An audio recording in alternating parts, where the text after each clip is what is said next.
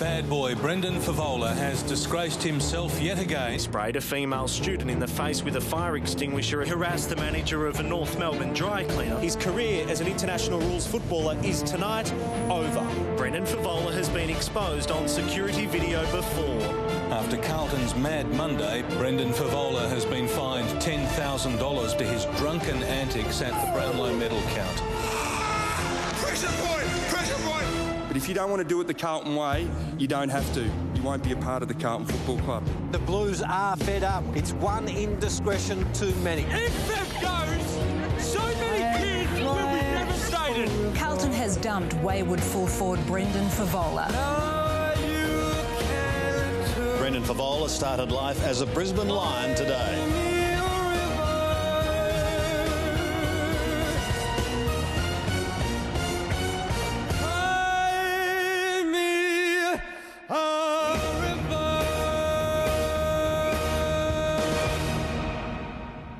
One-time teammates will tonight become enemies as Brendan Favola takes on his old side with the Brisbane Lions.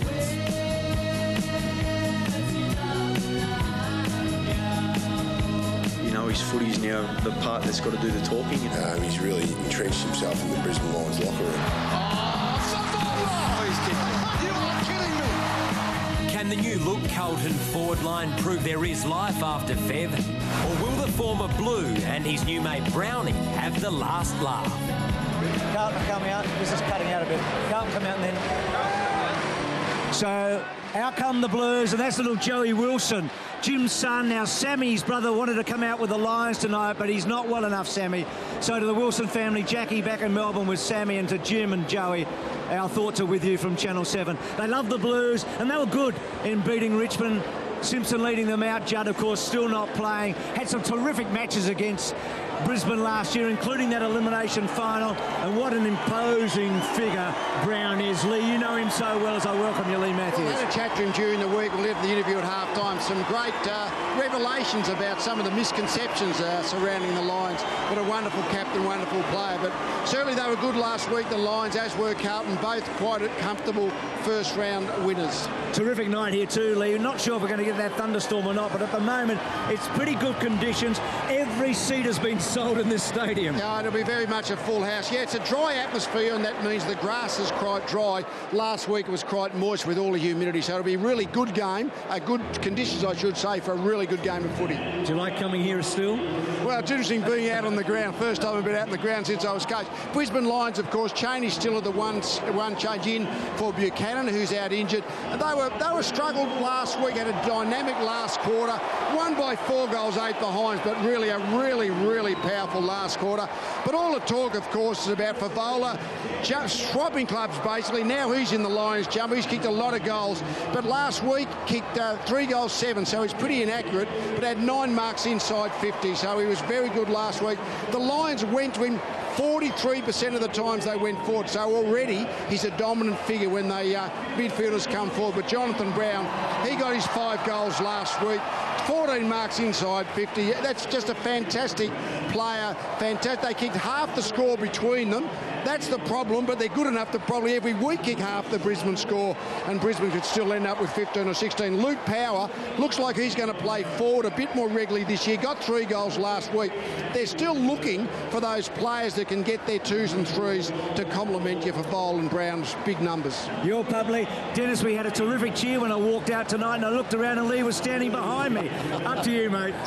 Good idea, Bruce. Yes, I'm with Tom Harley. And Tom, looking back to last season, Carlton won 2 out of 3 against Brisbane, but lost the one that really counted. Yeah, you're right. And obviously that game we're talking about was the elimination final when Carlton really had the game in the bag. So they'll be seething tonight. They want to atone for the way they finished the season off last year. One late change for the Blues. Bauer is out. Armfield, the young West Australian, comes in. A Ranger defender out. That could come back to haunt them. I think you're probably right. Bauer might have been that third tall that would have given Thornton and Jamison a chop out. You'd think that Armfield perhaps will play a pretty defensive role on Luke Power, as we saw. Lee mentioned Luke spending more time in the forward half. So Carlton kicked 18 goals last Thursday night.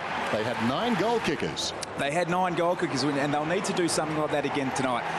It was really important last week. We had both Gibbs and Murphy bob up with 2 goals apiece. They were afforded a hell of a lot of space by Richmond, and I don't think they'll probably get that same luxury from the Lions tonight. Rock McLean made a very nice debut, fitted in very nicely indeed. 26 possessions for the Blues. And he'll have to be at his very best, obviously. It's funny, Chris Judd isn't playing tonight, but there hasn't been much talk about that, and Brock's going to have to pick up the slack left from Chris Judd's absence. Well, they've forgotten about Juddy. This is the man tonight. This is the story. Brendan Favola, 575 career goals for Carlton, but tonight, just 1 goal to sink the Blues. It's Thursday night football. It's Brisbane and Carlton. Coming up on the halftime show, the latest team news and it's captain's night. Chris Judd joins our panel, and Lee Matthews goes one-on-one with Jonathan Brown. Certainly frustrated if I look back at the end of my career and had all that success as a younger fella, but throughout the prime of your career, you didn't get to enjoy any success. So the toss of the coin, Simpson and Brown.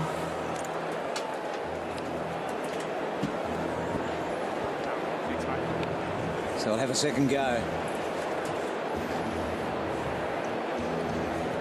And the Lions win the toss, and they kick to the right of screen on, at the moment, what is a perfect night. Huge atmosphere, big game feeling as we go down to ground level with Tim and Timber. How do you reckon Favola's going to handle it all? Well, Bruce, they say that one cricket doesn't make a summer, but an 8-goal haul between 2 key forwards does make a coach very happy. A lot of speculation over the summer months about how these two might operate together, and on what they did last weekend, you'd have to say that they are going to be an excellent duo. One would have thought maybe that Jono might have got in the way of Favola because he does lead up the ground and then double back again, but they're able to combine. He swung around. They seemed to know exactly where the ball was going to be directed.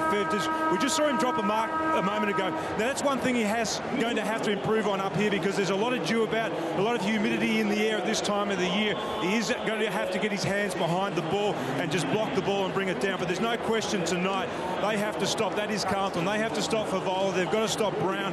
Brown in particular up high, and I would expect them to get back and crowd him in numbers and just block that space because of his magnificent endurance. The Gabba is officially sold out. The home game record, 37,224, set round 15, 2005 against Collingwood, another of Lee's teams. A 3/4 time we get the official crowd figures. So looking forward to that. We could have a record crowd at this game that has certainly attracted a lot of speculation coming in. Surrounding number 5. And immediately, a little jousting. Jamison will get the job. The jousting initially from Thornton. Umpires tonight, Vozzo, Meredith and Ryan. Vozzo the most experienced. Brown and Thornton go at